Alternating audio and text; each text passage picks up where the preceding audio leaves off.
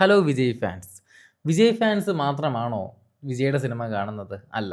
ഞാനൊരു വിജയ് ആരാധകനല്ല. പക്ഷേ അദ്ദേഹത്തിൻ്റെ ഓരോ സിനിമ കാണുമ്പോഴും ഒരു ബോറടി കൂടാതെ ഹൈലി ഒരു എനർജറ്റിക് ആയിട്ട് ഇന്ന് കണ്ട ജനനായകൻ കണ്ടപ്പോഴും എന്താ പറയുക ഒരു ഒരു വൈബ്രേഷൻ, ഒരു എനർജി, ഒരു ഉന്മേഷം, പിന്നെ ഒരു ഫുള്ളി ഒരു എൻ്റർടൈൻമെൻറ്റ് പാക്കേജ്. ഇനി വരുമോ എന്നറിയത്തില്ല എടുത്ത സിനിമ. വരണമെന്ന് ആഗ്രഹിക്കുന്നു.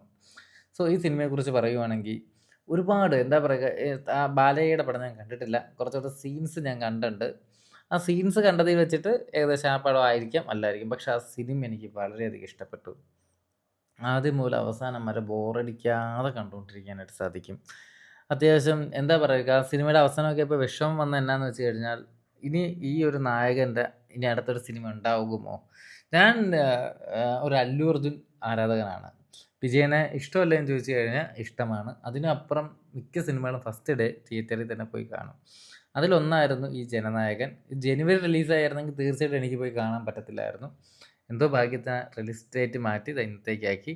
ഇന്ന് രാവിലെ തന്നെ ഫാൻ ഷോയ്ക്ക് പോയില്ല. കാരണം നോർമലി ഞാൻ വിജയുടെ സിനിമകൾ, എനിക്കൊരു ബ്രദറുണ്ട് ഡിജിൻ, അദ്ദേഹം വിജയുടെ ആരാധകനായതുകൊണ്ട് എല്ലാ ലാസ്റ്റ് 3-4 പടം ഞാൻ 4 മണിക്കും 3 മണിക്കും ഒക്കെ പോയി സിനിമ കണ്ടിട്ടുണ്ട്. പക്ഷേ ഈ സിനിമ ഫാൻ ഷോയ്ക്ക് എനിക്ക് പോകാൻ പറ്റിയില്ല.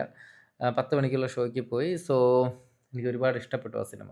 ഒരുപാട് എന്താണെന്ന് വെച്ച് കഴിഞ്ഞാൽ ഒരുപാട് ഇഷ്ടപ്പെട്ടു. ഒരു ആക്ഷൻ മസാല മൂവി, അങ്ങനെയൊരു മൂവിയാണ് കൂടുതലും ഞാൻ കാണാൻ ആഗ്രഹിക്കുന്ന പടങ്ങൾ. അങ്ങനെയുള്ള നായകന്മാരും കുറവാണ്.